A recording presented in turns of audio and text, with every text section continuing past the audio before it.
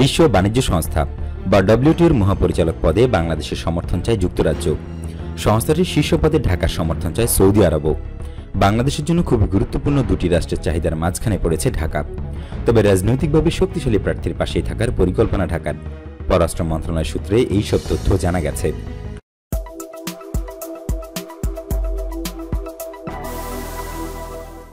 সূত্র জানায়, ডব্লিউটিওর সপ্তম মহাপরিচালক পদে প্রার্থী হয় মোট 8টি দেশ। সৌদি আরব ও যুক্তরাজ্য ছাড়া বাকি 6টি দেশও যোগাযোগ করেছে বাংলাদেশের সঙ্গে। এর মধ্যে সৌদি আরব ও যুক্তরাজ্য বাংলাদেশের জন্য বেশি গুরুত্বপূর্ণ। সৌদি আরবে 22 লাখেরও বেশি বাংলাদেশি বসবাস।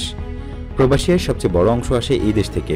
সম্প্রতি বাংলাদেশি প্রবাসীদের সৌদিতে ফেরত পাঠানো নিয়ে টানাপোড়েন চলছে দেশটির সঙ্গে। বিশেষ করে দেশটিতে 4 দশকেরও বেশি সময় ধরে থাকা 54,000 রোহিঙ্গার বাংলাদেশি পাসপোর্ট ইস্যু করা নিয়ে চাপ রয়েছে ঢাকার ওপর। আর সম্প্রতি কোভিড-19 মহামারীকালীন আটকা পড়া প্রবাসী কর্মীদের ফেরত পাঠাতে বেশ বেগ পেতে হচ্ছে বাংলাদেশকে। যুক্তরাজ্য বাংলাদেশের রপ্তানিকৃত পণ্যের তৃতীয় বৃহত্তম আমদানিকারক দেশ। রাজনৈতিকভাবেও ঢাকার জন্য গুরুত্বপূর্ণ লন্ডন। পাশাপাশি 2017 সাল থেকে রোহিঙ্গা ইস্যুতে আন্তর্জাতিক অঙ্গনে বাংলাদেশের পক্ষে সরব দেশটি। ইইউ থেকে বের হওয়ার পরও এখনও আগের সুবিধা বলবৎ রেখেছে যুক্তরাজ্য। বর্তমানে দেশটিতে ইইউর আদলে বাণিজ্য সুবিধা পেয়ে আসছে বাংলাদেশ। দুটি দেশই যেহেতু রাজনৈতিক ও অর্থনৈতিকভাবে গুরুত্বপূর্ণ, কাজেই বাংলাদেশ বিশ্ব বাণিজ্য সংস্থার ভোট নিয়ে কৌশলী হবে।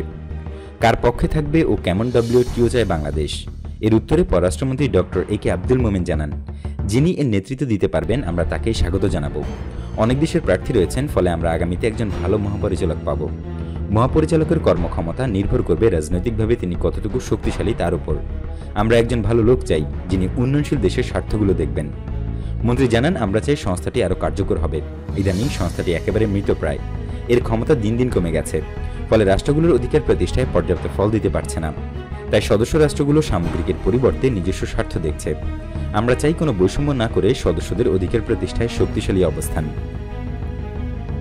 মূলত সাধারণ কাউন্সিলর ঐক্যমতের ভিত্তিতে 31 জুলাই থেকে বিশ্ব বাণিজ্য সংস্থার সপ্তম মহাপরিচালক পদের লড়াই শুরু। মোট 3টি ধাপের মাধ্যমে এর মহাপরিচালক নির্বাচন করা হচ্ছে।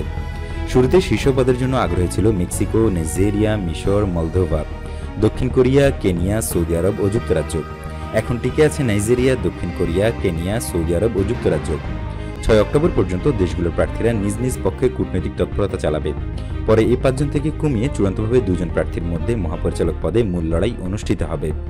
2 অক্টোবর যুক্তরাজ্যের পক্ষে মহাপরিচালক পদপ্রার্থী ডক্টর লিয়াম ফক্স এক টুইটার বার্তায় বলেন, ডব্লিউটিকে আমরা আরও কার্যকর ও গতিশীল করার প্রয়োজনীয়তার বিষয়টি মাথায় রেখে বাংলাদেশের পররাষ্ট্রমন্ত্রী ডক্টর এ কে আব্দুল মোমেনের সঙ্গে খুব ভালো আলোচনা হয়েছে।